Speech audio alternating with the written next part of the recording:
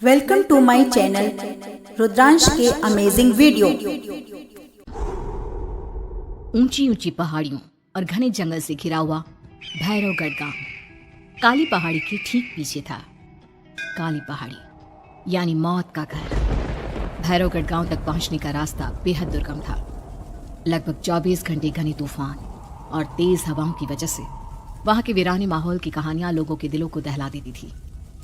ऐसे बहुत कम लोग थे जो भैरवगढ़ गांव तक जाने की हिम्मत करते थे। लोगों का कहना था कि इस गांव के आसपास बुरी आत्माओं का साया मंडराता है।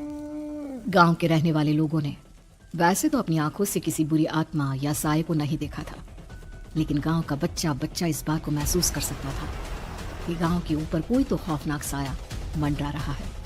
और उसकी वजह ये थी कि उस गांव में जैसे ही कोई लड़का 18 साल का होता, उसके 18वें जन्मदिन की रात ठीक 12 बजे अकस्मात उसकी मौत हो जाती। हर बार ये मौतें बड़े ही रहस्यमयी ढंग से हुई और इस बार सरपंच सुमेर के बेटे को 18 साल होने में अब बस 15 दिन बाकी थे। अजी सुनते हैं, हमारा बेटा भी कुछ दिन बाद 18 साल का हो जाएगा। कहीं वो डायन उसे भी खा गई तो? कैसी बातें कर रही हो?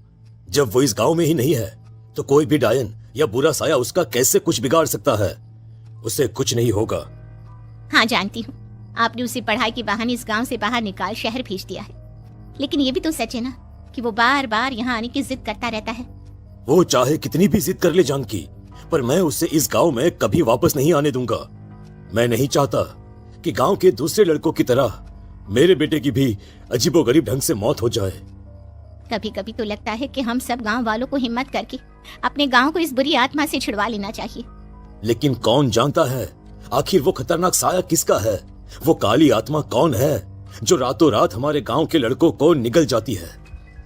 सुमेर और जानकी जब ये सारी बातें कर रहे थे तब रात के लगभग 10 बज चुके थे और हर रात की तरह भैरवगढ़ गांव एक भयानक काले तूफान की आगोश में था। बाहर चल रही तेज हवाएं और बारिश के बीच कभी कभी ऐसा लगता जैसे कोई बुरी तरह से चीख रहा है। किसी के तड़पने और चीखने की आवाजें गांव के कानों में बार बार टकराती, पर वहां रहने वाले किसी भी औरत या आदमी के अंदर इतना साहस नहीं था कि वो अपने घर से बाहर कदम रख के उन आवाजों तक पहुंच सके। सो जाओ जानकी और घर के खिड़की दरवाजे कसकर बंद कर दो। अब जानकी सब खिड़कियां ठीक से बंद करने ही लगती है कि तभी उसे अपने घर के दरवाजे पर जोर जोर से खटखटाने की आवाजें सुनाई देती है। इन आवाजों को सुनकर जानकी और सुमेर के चेहरे डर से पीले और हाथ पैर ठंडे पड़ जाते हैं। जानकी, जानकी, इतनी रात कौन होगा?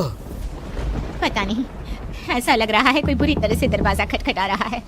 अरे हाँ, पर किसी की आवाज भी तो नहीं आ रही। क्या करूं? दरवाजा खोल लूं या नहीं? कहीं ऐसा ना हो कि किसी को हमारी मदद की जरूरत हो। लड़खड़ाते कदमों से सुमेर दरवाजे के करीब जाता है और अपने कान को दरवाजे पर रख धीरे से आवाज देते हुए पूछता है, कौन है? कौन है वहाँ? तभी एक बेहद डराने वाली आवाज उसके कानों से टकराती है। दरवाजा खोलो, दरवाजा खोलो, वरना आज की रात इस गांव में कोई जिंदा नहीं बचेगा। मैं जानती हूँ तुम्हारा बेटा 18 साल का होने वाला है। अगर उसकी जान की जरा भी परवाह है तो दरवाजा खोल दो। इस आवाज को सुनते ही सुमेर घबरा कर पीछे हट जाता है और जानकी को पूरी बात बताता है। कहीं वो डायन हमारे घर तक तो नहीं पहुंच गई? अब हम क्या करेंगे? मुझे दरवाजा खोलना ही होगा जानकी। मेरे पास अब कोई रास्ता नहीं है। इतना कहकर सुमेर डर से अपनी दोनों आंखें कसकर बंद करता है और कांपते हाथों के साथ झटके से दरवाजा खोल देता है। तभी किसी की जोर से हंसने की आवाज सुमेर और जानकी को सुनाई देती है। उस आवाज को सुन दोनों दरवाजे की तरफ देखते हैं और सामने अपने बेटे राहुल को खड़ा देख दंग रह जाते हैं। राहुल के हाथ में उसका मोबाइल होता है जिसमें से वो आवाज बज रही थी। ये क्या मजाक है? तो यहाँ तुझे मना किया था ना गांव में आने को, समझ में नहीं आता क्या? 18 साल का होने वाला है तू। माँ, आप लोग भी पता नहीं किन अंधविश्वास भरी बातों पर भरोसा करते हैं। क्या मैं अपने घर नहीं आ सकता? आप लोगों से नहीं मिल सकता? देख बेटा, हमने तुझे किसी वजह से ही इस गांव से दूर रखा था और यहाँ आकर तूने अच्छा नहीं किया। चल, मैं तुझे अभी के अभी वापस शहर छोड़कर आता हूँ। ओफो पापा, आप बेकार की बातों से परेशान हो रहे हैं। बाहर इतना तेज अंधर तूफान चल रहा है, कहीं जाने की जरूरत नहीं है। मैं बस आप लोगों से मिलने आया हूँ, कुछ दिन रहकर चला जाऊंगा। दिमाग खराब हो गया है इस लड़के का।